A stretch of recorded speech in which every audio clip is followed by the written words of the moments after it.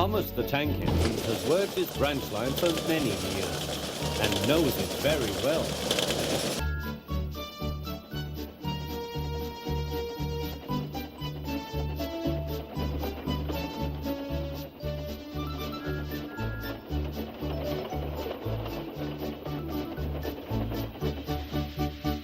You know just where to stop, Thomas, laughed his driver. You could almost manage it without me. Thomas had become conceited. He didn't realize his driver was joking. Later, he boasted to the others. Driver says I don't need him now. Don't be so daft, snorted Percy.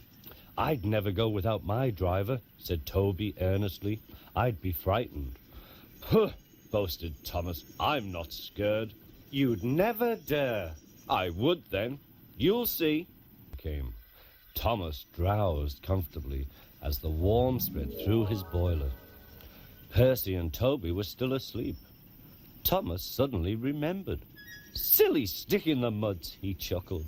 I'll show them. Driver said I could manage without him. I'll just go out. Then I'll stop and wheesh. That'll make them jump. Thomas thought he was being clever. Really, he was only moving because a careless cleaner had meddled with his controls. His mistake. He tried to whee, but he couldn't. He tried to stop, but he couldn't. He just kept rolling along. He didn't dare look at what was coming next.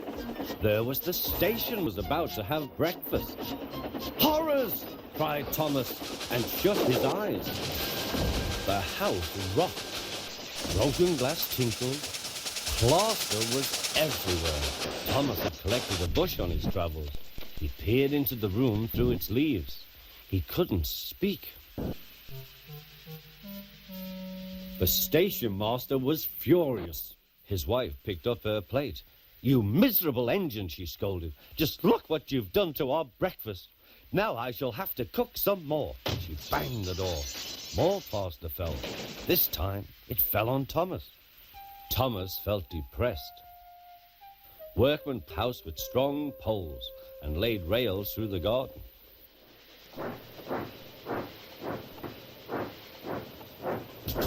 Meanwhile, Donald and Douglas arrived.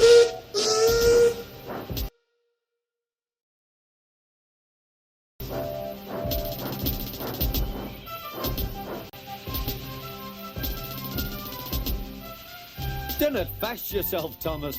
We'll soon have you back on the rails, they laughed.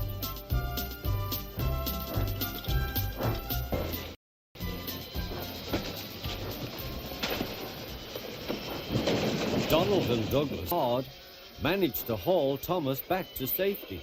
Bits of fencing, the bush, and a broken window frame festooned his front, which was badly twisted. The twins laughed and left him. Thomas was in disgrace. A very naughty engine. I know, sir. I'm sorry, sir. Thomas's voice was muffled behind his bush. You must go to the works and have your front mended. It will be a long job. Yes, sir. Meanwhile, a diesel rail car will do your work. The diesel, sir? Thomas spluttered. Yes, Thomas. Diesels always stay in their sheds till they are wanted. Diesels never gallivant off to breakfast in station masters' houses.